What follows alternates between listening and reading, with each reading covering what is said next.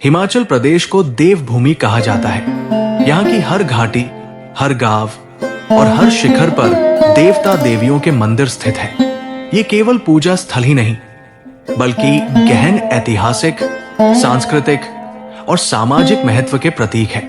इन्हीं मंदिरों में से एक है निरमंड का परशुराम मंदिर, जो अपने निर्माण, कथाओं और स्थानीय परंपराओं के कारण एक अलग स्थान रखता है। ये मंदिर रामपुर बुशहर के पास शिमला से लगभग 150 किलोमीटर दूर स्थित है। इस मंदिर का नाम भगवान परशुराम के नाम पर है, जो विष्णु के छठे अवतार माने जाते हैं। निरमंड की परंपराओं और कहानियों की शुरुआत होती है ऋषि जमदग्नि और उनकी पत्नी रेणुका से। किंवदंती के अनुसार ऋषि जमदग्नि हिमाचल प्रदेश के वर्तमान सिरमौर क्षेत्र में तपस्या किया करते थे। उनकी पत्नी रेणुका अपने तपोबल से यमुना नदी से जल भरकर लाती थी। वो नदी के किनारे रेत से एक घड़ा बनाती और सांप को आधार बनाकर पानी आश्रम तक पहुंचाती थी। लेकिन एक दिन नदी किनारे एक गंधर्व जोड़े को खेलते देख उनकी एकाग्रता भंग हो गई। इस घटना के कारण न तो रेत का घड़ा बन पाया और न ही सांप ने उनकी मदद की। इससे ऋषि जमदग्नि क्रोधित हो गए, क्योंकि उनकी पूजा में विघ्न आ गया था।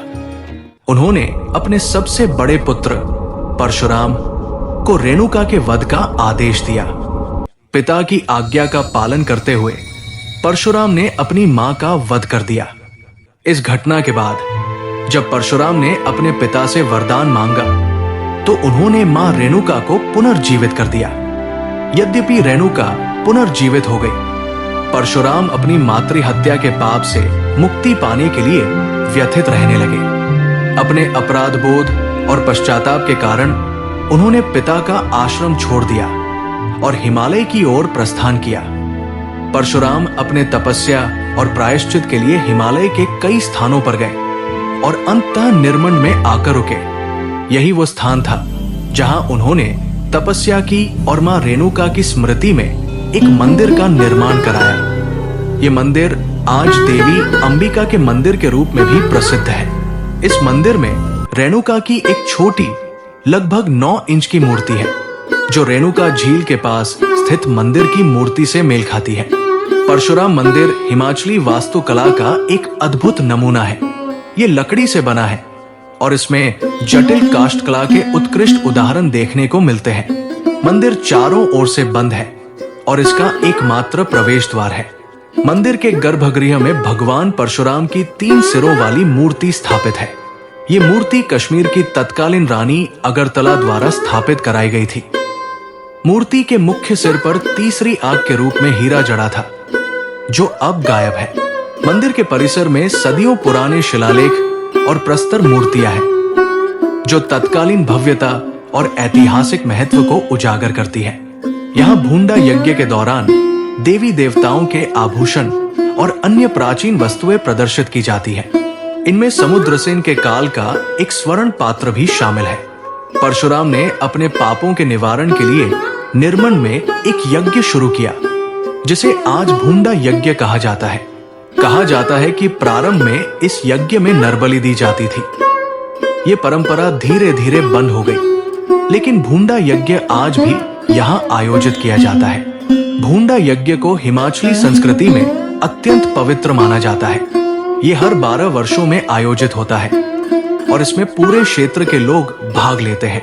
एक अन्य कथा के अनुसार परशुराम ने निरमंड को क्षत्रियों के सहार के लिए विशेष रूप से तैयार किया था। उनके माता पिता जमदग्नि और रेणुका राजा सहस्त्रार्जुन के हाथों मारे गए थे। इस घटना से क्रोधित होकर परशुराम ने पृथ्वी से क्षत्रियों के सहार का प्रण लिया। इसी संकल्प को पूरा करने के लिए उन्होंने निरमंड में अपना आश्रम स्थापित किया। निरमंड गांव में आज भी भगवान परशुराम को मुख्य देवता के रूप में पूजा जाता है। गांव का कोई भी मार्ग आपको परशुराम मंदिर तक ले जाता है। परशुराम मंदिर न केवल धार्मिक, बल्कि सांस्कृतिक और ऐतिहासिक महत्व का केंद्र भी है। इसे पर्यटन स्थल के रूप में विकसित करने की अपार संभावनाएं हैं। मंदिर की देखरेख एक स्थानीय समिति द्वारा की जाती है, लेकिन इसकी वर्तमान स्थिति को देखकर लगता है कि इसे बेहतर संरक्षण की आवश्यकता है।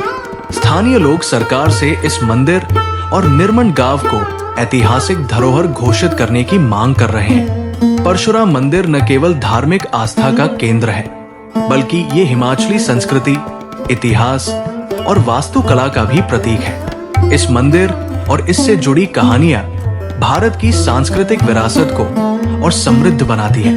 इसे उचित संरक्षण और प्रचार प्रसार के माध्यम से न केवल धार्मिक पर्यटन का केंद्र बनाया जा सकता है, बल्कि आने वाली पीढ़ियों के लिए इसे एक ऐतिहासिक धरोहर के रूप में सुरक्षित रखा जा सकता है।